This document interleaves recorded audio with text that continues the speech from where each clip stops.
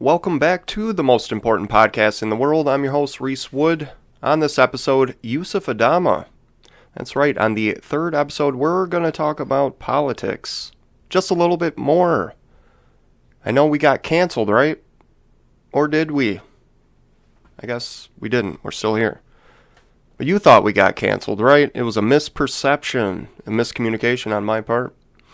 But on this episode, we're going to talk about young voices in politics, how we can get more people to participate in government, local government committees, the importance of activism, fitness, and ending qualified community. Oh man, I did it again. Ending qualified immunity. I'm Reese Wood. Today we have Yusuf Adama with us. Thanks for joining, Yusuf. Of course, thanks for having me. So we're going to talk more politics, and that's not the focus of this show, but you are somewhat a political person. Is that correct? I would say so, yes, at this point. At this point, yeah. So you serve on city council in what I consider my hometown, Beloit, Wisconsin.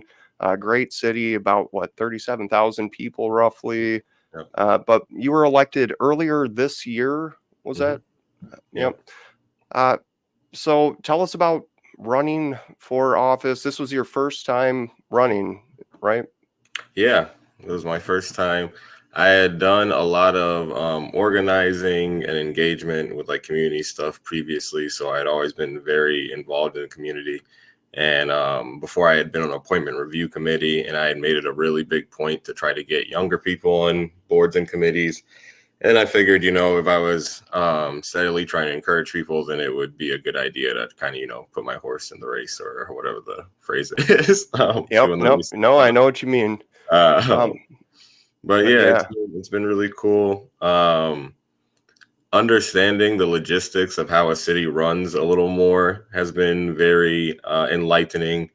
Really looking at how systems in place can hinder or help progress, but how the relationship between like community and government is so important for both to be engaged with. So it's been Absolutely. interesting. So the first question I really want to ask you, I don't see any gray hairs up there. You're not in an old age quite yet, but young people being involved in politics, Mm-hmm. it seems like it's a challenge to get people involved with politics or with government in general. But you are specifically interested in getting young voices in politics. Tell us about that and your experiences. Well, I think it's really interesting that we have this kind of like cultural opinion that young people shouldn't be involved in politics, or that they're too young to get involved in politics, or that it's not their place, especially in America, where like you can be a child millionaire, right? You can have a whole franchise as a kid and be involved. Your parents are going to have to handle the money, but you can like completely brand yourself. And I think that's kind of extreme, but like it's really interesting when you like who else is supposed to be in politics besides younger people. Like obviously we need all walks of life, but that's the point. We need all walks of life, and there's just different things you're really focused on. And we see that in government, right? We see that a lot of times government focuses on appeasing people that are like between their 30s and 50s, right? And that's the most active voting demographic typically. So I understand why you want to make sure those people vote for you. But then it seems like history just goes back and forth with, oh, we're using these young people in their young years and really taking advantage of the energy they have. And then they get older and they're not prepared for being older. And we see it go back and forth all the time, over and over again. And I think the big thing that changes it, when you look at other governments that are really progressive and have done really progressive things, they just all have way younger average governments. And that's really because, these policies that are in place, the people that are going to affect the most are the people that are going to be, around to see them. So I'm interested to know, for me, I know when I was growing up, politics was not a big part of my life, but I always envisioned representatives to be older people, 50s, 60s, just people who don't have a lot of anything to say, but they do the administrative task that government requires. And that's all that was the vision. But when you were at a younger age, did you have what was government like to you? What was your perception of how it all worked?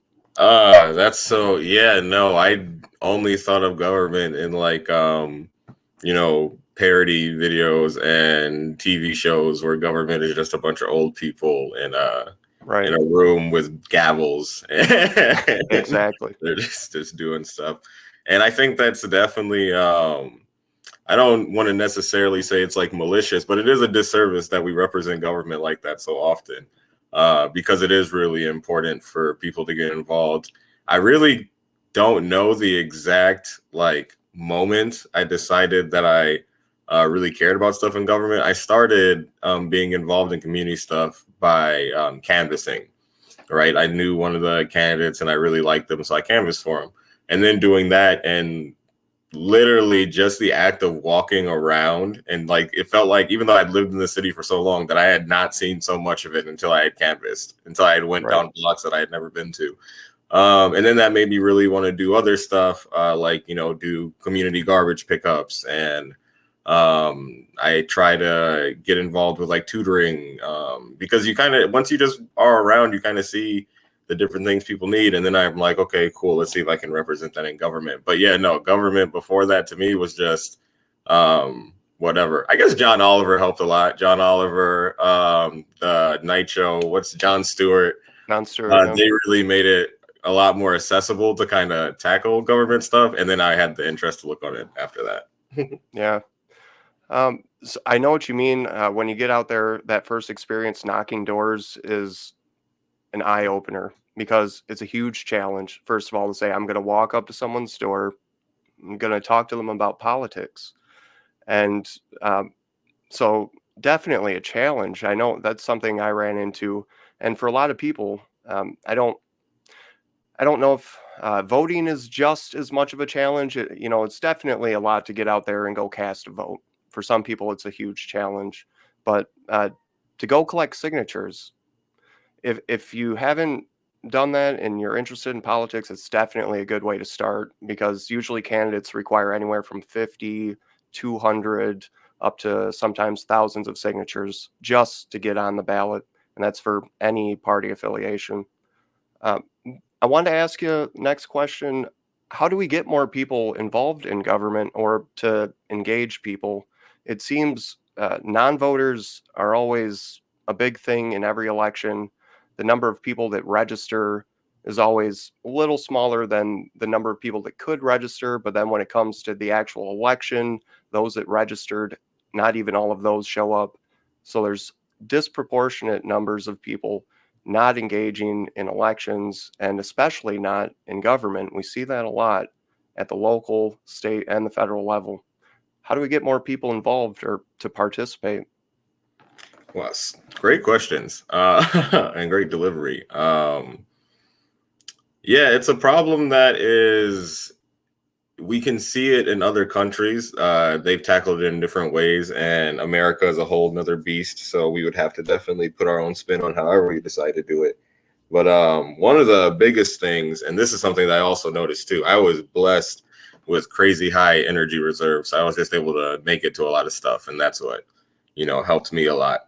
But a lot of community townhouse meetings or committee meetings or city council meetings happened between like 4 and 7, typically on Tuesdays, Wednesdays, and Thursdays, right? Which is, if you are between 19 to like 27, are most likely working during that time.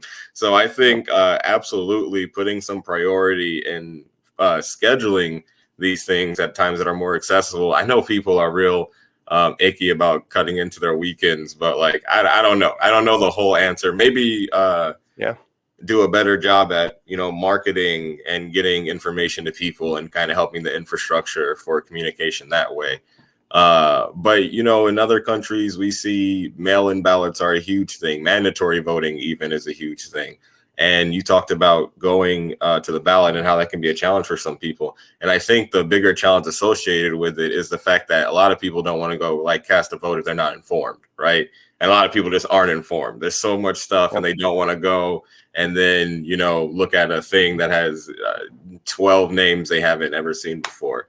So I definitely think we need it has to be a cultural change. We need to actually make the voting process and you know, information about voting way more accessible. But we also need to kind of shape our, you know, our government and our culture around something that incentivizes younger people to vote, but also just makes it way easier to vote. I don't know if maybe technology is the key. We've done really crazy stuff with taxes. Maybe we can make a voting app that's super duper secure, but I know some people are still weird about that stuff. But I feel like there's definitely a way here that somebody's that's getting paid like way more than me should. No, I like that because that's the kind of optimism that you hear from young people a lot, including myself. I consider, even though I'm 37, I got a couple gray hairs. I don't know. Really young still. But so I know what you mean, because there's got to be a way. And as long as we're optimistic, there's always a way. Mm-hmm. I wanted to ask you about, you kind of mentioned it earlier, but you've served on a local government committee, and this is a good place for a lot of people to start. I know I've looked into it. I've never actually served on a committee myself, but every local municipality has various committees. You served on, was it the appointment review committee? Yep. And now I'm on alcohol and beverages. When I got to city council, I had to switch them. So.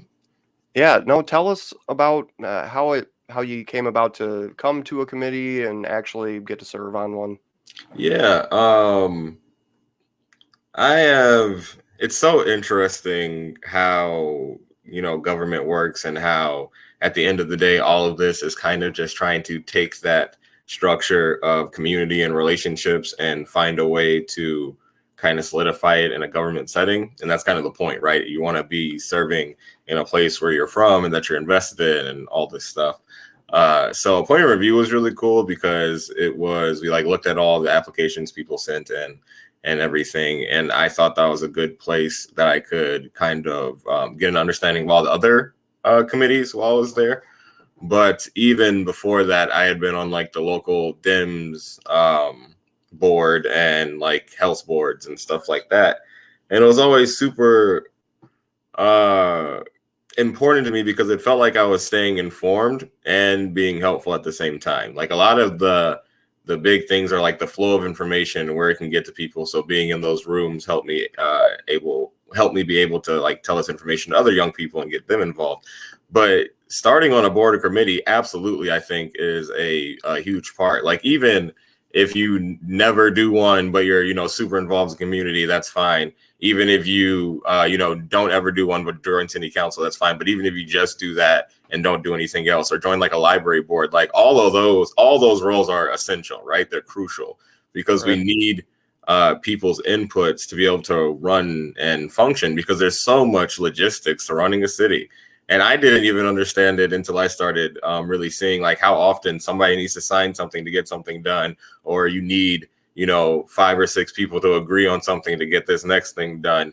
And while I can sometimes feel it's a little bit tedious of a system, it is the way that it is right now. And if we're, you know, working to make a better one or working to improve it, we still need to engage with it right now. And we still need young people involved to kind of shape it in a direction. But, and just progressive people in general, and or just, you know, free thinkers. You got to be able to look at the world different than what it is right now at the same time. You got to be optimistic, like you said. You can't just think that the way things have been have to be the way things are. But absolutely, Parks and Rec is really cool. Alcohol and beverage is really cool. Seeing how everyone gets liquor licenses, appointment review committee. There's like equal opportunities. So if there's something that you have a passing interest in, there's a committee that you can join that you can at least be informed about how it's moving your community around. That's great. So what I'm hearing a lot of is you as a person have had to make a choice at some point that might have kind of gone against the grain of what you understood at the time. Something called you to say, I'm ready to be active towards this or that, and you took a little step in one direction, another step, one step after another. And so, committee, like you said, it's a good way to take one of those small steps. There's all kinds of ways to get active in your local government, but a committee is one of those ways where you can probably learn about. Did you guys use like Robert's rules or Yeah, exactly, things like stuff that? like that. And I think a lot of people are intimidated by how formal it seems, but Yeah. exactly like I think you're getting into, like joining a committee it's a small thing. It's a really important thing because a lot of them meet like once a month for maybe like not even an hour. But you get that little tidbit of like how everything is ordered and structured, and then it's way less intimidating to see it in a bigger setting.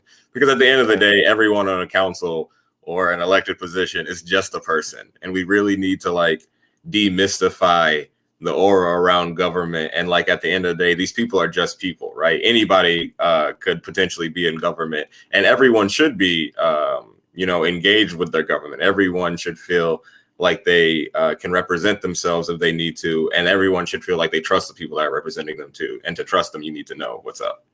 Definitely. So I'm gonna shift towards the next best topic. My favorite. This is what I really wanted to ask you about activism in general. You are a little bit of an activist. You've done some things that even I noticed. I know during COVID, you did. Was it a walk from Beloit to Janesville or Oh a yeah. march? Yep. Yep. That was huge. Yeah, To it's me, cool. that really stood out. And because if people go back to that time, it was iffy to do anything, Hmm. let alone try to stand up for something. But so I'm going to ask you about activism. What are some kind of standout moments to you, and just tell people in general why activism's important? Well, firstly, a healthy government needs to be a government that can, identify when people are frustrated and engage with it and change in response to it, right?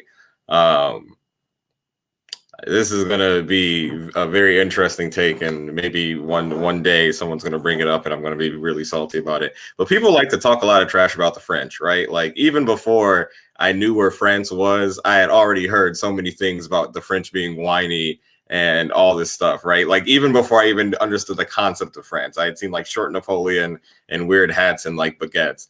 But like the French will really stand up for themselves when they feel like they're being mistreated by their government. And I'm Weird. not saying it has to, go as far as a full-on riot.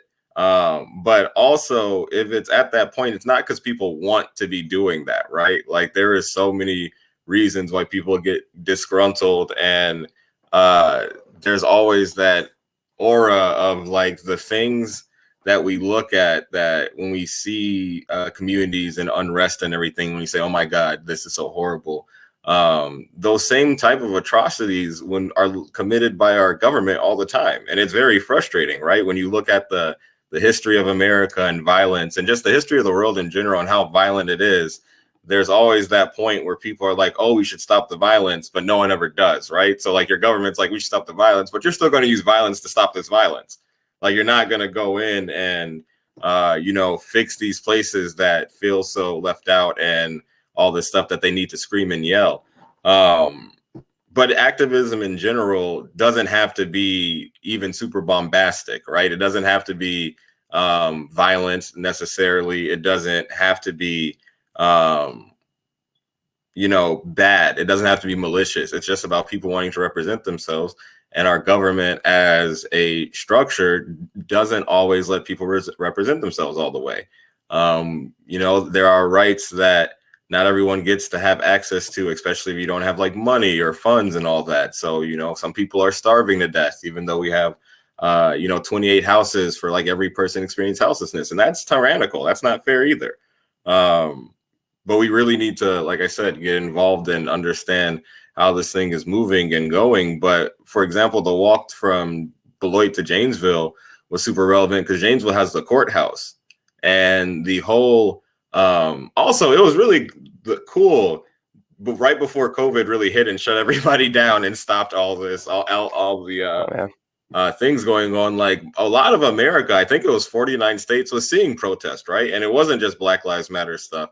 There was other people, Right. women's movement saying that there's a lot of injustice that they were feeling. And it is the nature of a country, especially after so long, that you need to have checks. Like somebody needs to come back and say something. But like the Janesville courthouses in Janesville, and a lot of people in Beloit will get in trouble for not making appointments in Janesville. But if you don't have a car and a bunch of other stuff, it's not super easy to get to Janesville, right? And like that's kind of one of those things. Like, what do you expect someone to do? Do you expect them to walk all the way? What if they don't have any money to catch the bus? Like, there's not a lot of. There should be easier ways to access these things. And during COVID, we saw people FaceTiming into judge meetings. And that's something we should have done all along, especially if it's just for somebody checking something up. You don't need to physically be there for something like that.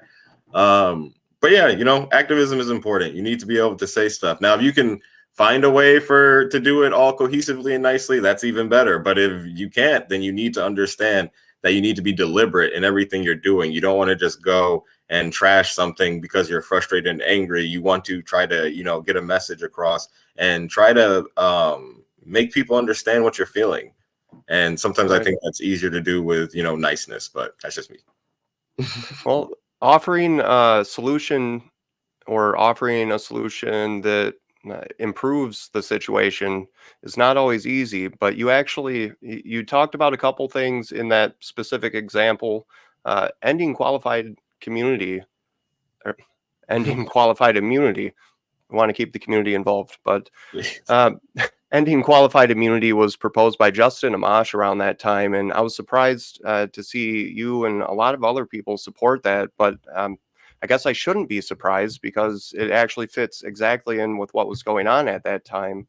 But I kind of wanted to get your take on the ending qualified immunity legislation proposal. Yeah, I think policing in general in this country needs to change dramatically, right? Like most things in this country need to change dramatically. And that's not even, dissing America or being mad at it. That is just the nature of governments, is that they should be changing, right? When you look at things like the minimum wage being the same for like 15 years now, 20 years now, a long time, 10 years or something. And that's crazy, right? For something like that not to change. If anything else didn't change, it'd be wild. And policing has changed very incrementally throughout its inception in the country. But it is very relevant that policing started pretty maliciously in America. And, we had a time where crime was very different, right? Even if you look at like the Wild Wild West and the duties of sheriffs and how violence was so inherently involved with that job. And then you look at, literal slave catchers that had the job of bringing back property and the violence involved with that.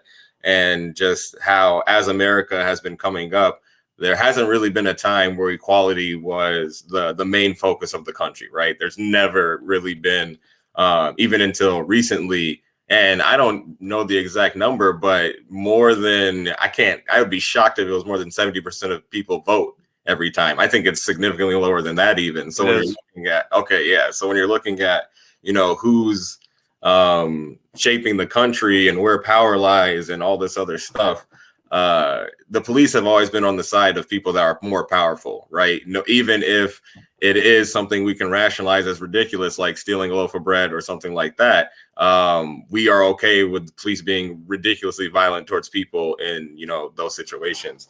And I think the kind of aura around policing has been the job justifies the actions rather than police themselves needing to really uphold a super high standard, right? Like I feel like, especially when we see Supreme Court have rulings where they decide that cops have no obligation to protect you, right? Like they don't have to put their lives in danger if they feel to save your life, if they feel like it can harm theirs. So when we're looking at what the duty of a police officer is and all this other stuff, and we're not, requiring that they have to put their lives in danger, and we're not like requiring that they need to know the law and all this other stuff, at the very least, we should not be lenient when they do break the law. Then they should at least be upheld to the basic standards of like an everyday citizen. I personally think they should be held to higher standards. that's why I think it's I like where Beloit is going right now. Sales is doing a great job. He's doing reports anytime anyone's touched, right? Which isn't necessary for other police forces to do, which I think is kind of wild, but he's doing it. He was really engaged when we were doing protests and stuff and try to make sure they did stay safe and all this. And I know that there's like an inherently interesting perception of like policing and activism and all this other stuff, but like it all needs to evolve. And I think ending qualified immunity, or at least making something better in its place, is a good step for that. Definitely. I know when I ran in 2018, I mentioned about Beloit being um, the number of the funding that goes towards policing in general is disproportionate to a lot of different areas that money gets allocated. Mm-hmm. But also the use of military grade weapons or the need to have those should make people wonder. And I'm sure there's people in the community that support the city having things like that. But obviously, I would think there would be a lot of people also opposed to that. I think So, they're just ignorant on that. Sorry, go ahead. no, I'm sorry. You go ahead. No, it is interesting when you look at how much money, and this is like an American problem in general, right? Like we so overfund our police officers compared to like any other public institution except maybe like high school or college sports, right? That's like the only other. It's like college sports police is where all the money goes, Yeah. and then everyone else has to fight for Yep. scraps. But it does end up. It is very paradoxical that police end up with so much money, and then it's not like police officers themselves are usually rich. They're usually also struggling, but a lot of that budget does go to things like weapons and trucks, and it doesn't go towards better dental and healthcare and stuff like that. And that's Right. a whole nother issue, because and when you look at more cops died of COVID than gunshots when COVID was at the height of it. And when you look at what we're preparing for police officers, it's like that response where we could front load that money to the other end. We're seeing education constantly get defunded, and then that also begins the cycle of non-educated youth and illiteracy, and that's directly leads to crime. So like we can kind of shift that balance, and that's something America needs to do in general, is kind of change the way we respond to things. But that's kind of the world in general. It's so violent. Like everyone is so interested in just like or not everyone, but especially the highest powers are typically so invested in maintaining power through violence, because violence is effective, and it sucks that it is. But yeah, that seems to be something that it seems easy to point out that people with a lot of power, whether it's political influence or just a lot of wealth, you would think that people would say there's an interest from people like that to kind of divide people, to divide the masses. And it seems a lot of people agree that that would be a logical idea and outcome. But when it comes to implementation of what we see in terms of society's response to that idea, there's not much of a response. For example, people showing up in elections or anything else you can do to kind of say, I object to what's going on. I dissent from whatever's going on that is kind of wrong. So it's kind of weird because, like you said, paradoxical. It makes no sense. Some of this just does not make sense. That's actually one of my favorite areas. It seems that people forget there's so much more that we don't know, so very little that we actually depend on every day that we do know when it comes to science and education. Everything that we depend on, it's small, and the unknown is huge. But that's one aspect that I hope as we do these episodes, people will kind of open their minds to and say, there might be more that I'm not aware of. It's a thing that I think is common with a lot of people. When we assume we know something, it happens. We make a great person of you and me. But so I want to move on to talking about the initiative in Rock County. There was, I know, in 2018 and I think in 2020 again, ballot initiatives for marijuana legalization. Mhm. This is an issue that a lot of people say, well, and I know I've heard this as a candidate, Reese, there's other topics that are important. And of course there is. What's weird about this topic is that we've had 60 to 70, I believe, exceeding 70% approval for seeing some kind of legislative change on recent ballot initiatives all across the state. And it hasn't been just the last couple of elections, it's been for a long time, decades. Every time they do one of these ballot initiatives, there's approval, but we Mhm. don't see any change or any noticeable change in the state. Recently, I don't know if you were aware of this, but just this year, um, in some of the legislative proposals that actually went through early this year, they're no longer allowing advisory questions on local ballots of any kind, and that's including for marijuana I legalization. did not know that. So that went through when the budget was proposed and It's approved. always when they do that There's always stuff. something. They throw something into the budget. So I was going to ask you, what seems to be going on in Beloit, at least from your perspective? Is there talk about it, knowing that people cannot put it on the ballot now as an advisory question? Mhm. I'm wondering, what are people going to do about anything, let alone this issue? Yeah, that's wild. I was not aware. I know that Rock County and oh my goodness, excuse my lack of knowledge on municipalities and how they work. So I don't know if it's Greater Beloit or Rock County, but or this, because I know different counties have different rules about how you are punished for offenses. But like, Right. so I think Rock County just lowered it to like your first offense is like less than like $50 or something. So and that's cool, and more counties should do stuff like that. But yeah, it's absolutely ridiculous that marijuana isn't legalized or decriminalized at the very least in Wisconsin. It's ridiculous that on a federal level it's classed so restrictively, and we're not allowed to engage with it and understand its effects. And there's an argument to be made that even if you're inhaling anything, hot and ashy, it's not great for your, nervous system and all that, and your respiratory system.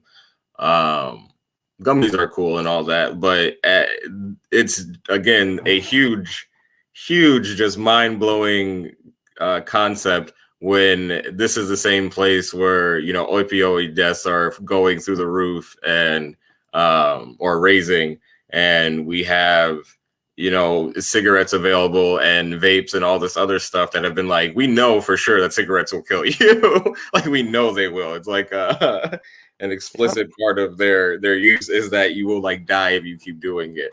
But we're telling people they can't roll joints and smoke them if they want, especially at the time where like the states around us are. You look at trouble that it's caused people and nonviolent offenses that it's caused people and unwanted stops and all this stuff, and it is absolutely ridiculous that and yeah, taking the ability to take those survey questions or advisory questions is ridiculous.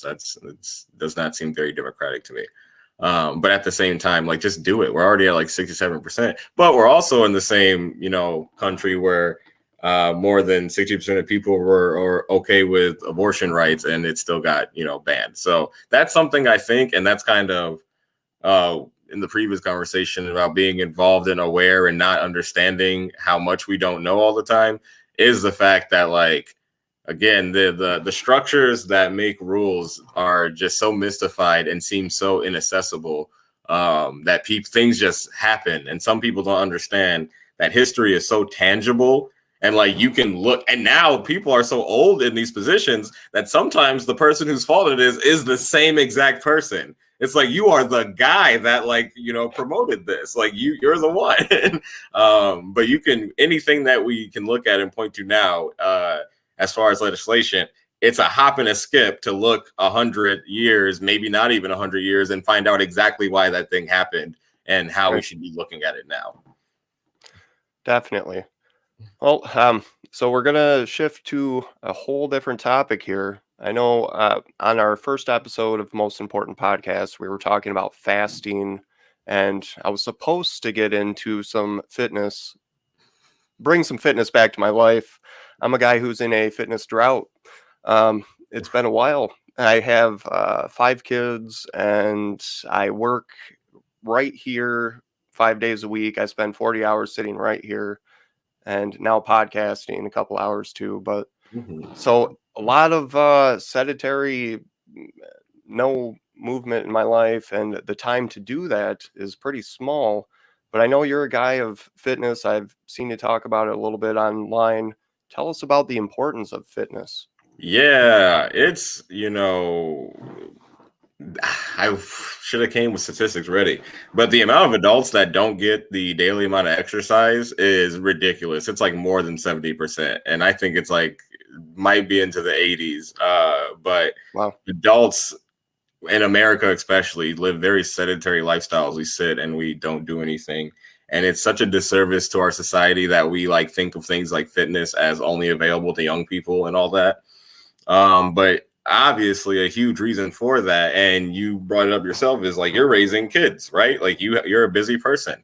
And we really need to look at the structure of our work cycles and the efficiency of that. And because America has, been increasing in productivity for decades now, and our wages have not been increasing with it. So we have a situation where we expect people, because all the advice that people have, especially the more conservative leaning people, is, take control of your life, self dedication, do things. But at the end of the day, if it costs exponentially more to, buy bread or go to college or raise a child, then that's time we don't have, right? That is just straight up how it works, right? Yep. There's no other way to look at that equation. So we're in a circumstance where I see a lot of people very frustrated with the state of their lives when most of their waking hours are spent making someone else money, right? And that's very frustrating. And it's in a very unequal balance, but that automatically goes into fitness too.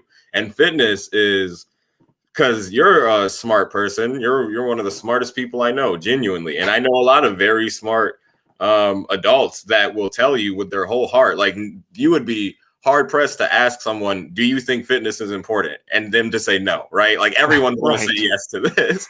But then you say, okay, how much do you work out? And overwhelmingly, most of them will say none, not at all, right? Some people will say an hour a week, and that's if you're lucky.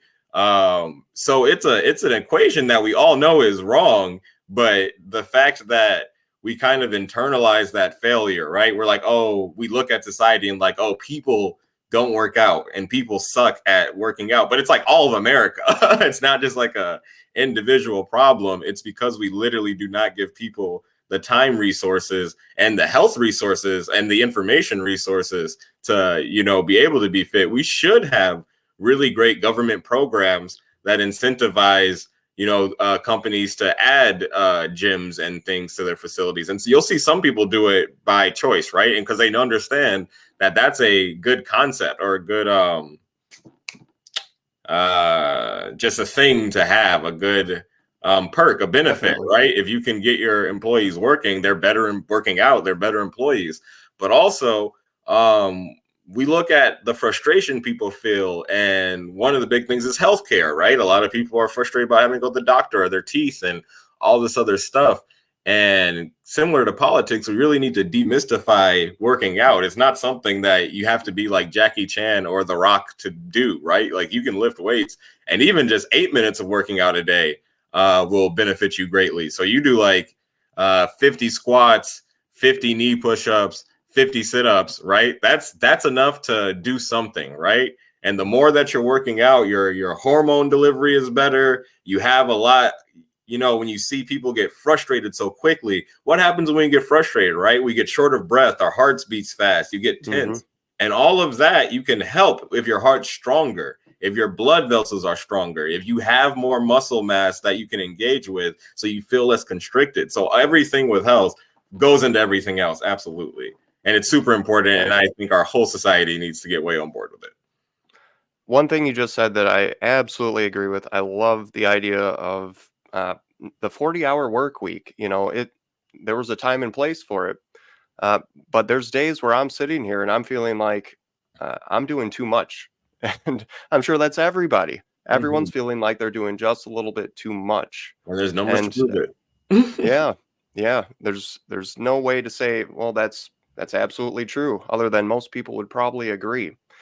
But so I wonder if that'll ever happen in our, lifetime, maybe in the next decade or so. Maybe people will say we are doing a bit too much here or there. We know artificial intelligence is kind of on all of our backs, could replace a lot of jobs at some point. And So that's we one have of the the, ability. sorry, go ahead. That's one of the big reasons why we do need to kind of, what I mean by the whole culture is changing, right? Like, because the 40-hour work week came in response to basically no, like your boss could tell you to work forever and not have to pay you. And understanding, even though Henry Ford is a piece of work himself, but understanding that, your employees need to be able to survive to be employees, right?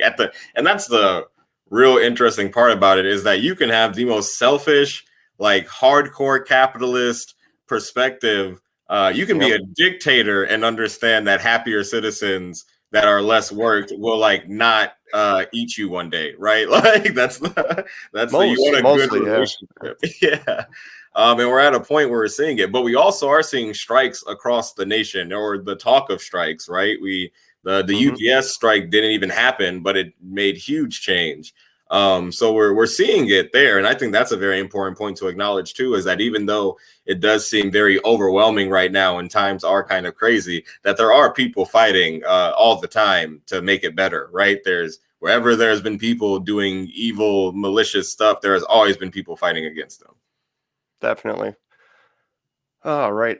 So man, you just made me think how this show had writers, but due to the strike, it's all on my shoulders right now. Oh, But yeah. we never had writers. Oh, Uh, that was last episode, people are still wondering if I'm canceled because I said, well, we did a political episode and now we're canceled.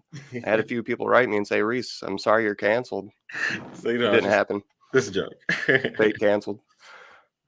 So last couple questions I wanted to ask, like I do with all guests, tell us about some kind of important links or online resources, things that are important that you kind of check in with that you would recommend to other people. Oh, I wish I remember what I said last time. I don't want to say the same thing. Um, so I definitely feel like a lot of the changes and understandings in me came from really looking at history and understanding again how tangible it is, how this thing leads to this thing leads to this thing, and it's not super crazy to look at something, because if you don't look at and actually analyze history, and especially in this day and age where like there's a time period where if you Googled something, Wikipedia was the first thing to come up, right? And even though Wikipedia is a questionable source itself, it would, for the most part, have a free resource, free narrative that you can look up the groundworks of something. But now we've seen so many things get so hardcore monetized, and the structure of searches get so monetized, that looking up information, you're bound to get like 7 or 8 of literally like word for word the exact same information, right? Like there's not a lot of, or you'll find good information and it will be paywalled, right? You'll have to get a Hmm. subscription to this thing or something like that. So it is a interesting environment, and I would say that one of the most important things is learning how to look up information and challenging your biases is super important. Like if you find something and it seems like, wow, I knew everything about this because this article is just agreeing with me, then maybe look a little more, right? It is okay to second guess yourself and find role models. That's very important right now in the relationship of passing down knowledge, information. And a lot of people right now, especially young people, don't have the same community structures, right? And I should have brought this up with activism. But when you look at activism, a lot of the things that people had were great community structures. They had mom and pop shops. They had all this stuff. And it's not the same anymore. So going back, get role models, find things out about people you admire, and not just in one field. So the person that I really admire, that I recommend everyone look up and read into, and I think is like one of the best examples of a great political figure, a great leader, was Thomas Sankara. He led a revolution. He came into power. He changed like the government's car to like the average vehicle. Planted millions of trees. Obliterated like child literacy where he came from, and was just a really, and this is like in the 80s. Was a really cool, amazing guy, but he was betrayed by his best friend and murdered. And it's a very sad thing that happens to a lot of revolutionaries in the world where stuff like that happens. But I think it's very important to look at these stories, and even though they can be kind of disheartening, find more of them, because you always will. And there always is more people, and not everyone isn't victorious. And on that same note, I think we all have a passing understanding, but look up everything you can about Harriet Tubman. I don't know if there is like a cooler historical figure in America than Harriet Tubman. She saved hundreds of people, and that's some superhuman crazy stuff. I cannot imagine like escaping slavery and then going back and saving people, and like sometimes by force saving them, and doing and running from dogs, and that's just the slavery, like that. It's insane. It was crazy to me. Absolutely. Yeah. So it's so important to know just how, things are hard right now. And in a lot of ways, things are harder than they've ever been, right? There's more cameras around. We're more observed. We have more of our time taken. We're, so jacked on information, and it's so hard to figure out. But also the potential for goodness right now is so strong. We have the ability to connect with each other, to talk to people around vast distances, to really understand the world in a way that we've never been able to. And we can do this, right? We can make things better, and we can all, and it's going to be the strength of our bonds and the strength of our community, and knowing your neighbors' names, and being able to really understand the humanity in each other. And that's going to be the thing that saves the world at the end of the day. It's either that or like Terminator, Octopus Robot, Mad Max, all that. Yeah, all that. That's what they say. I saw the other day. I saw one where a friend on Facebook said, "Hey, we're either gonna get a Star Trek future where everyone's working together, or we're gonna get the Mad Max future." Yeah, no, that's not good. Really...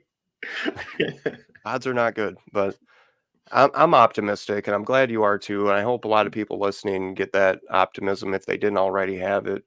I got to ask you, I'm going to overdo it, but I got to ask you one last important thing that you can leave with viewers and listeners. One last important message, anything.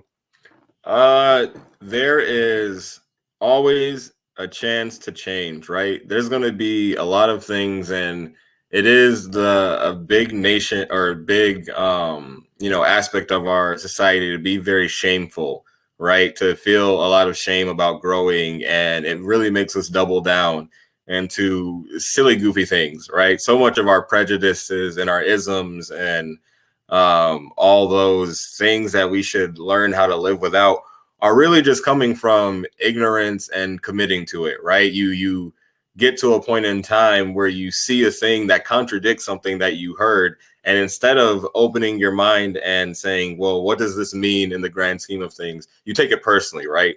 And we all do it, and it's all a thing that happens. But I think it's important for people to know that you can always change. There is no aspect of yourself that you need to feel so committed to that it is unwavering, especially if it's not in like love, right? Like, you're a father, you should hold on to that forever and a day, right?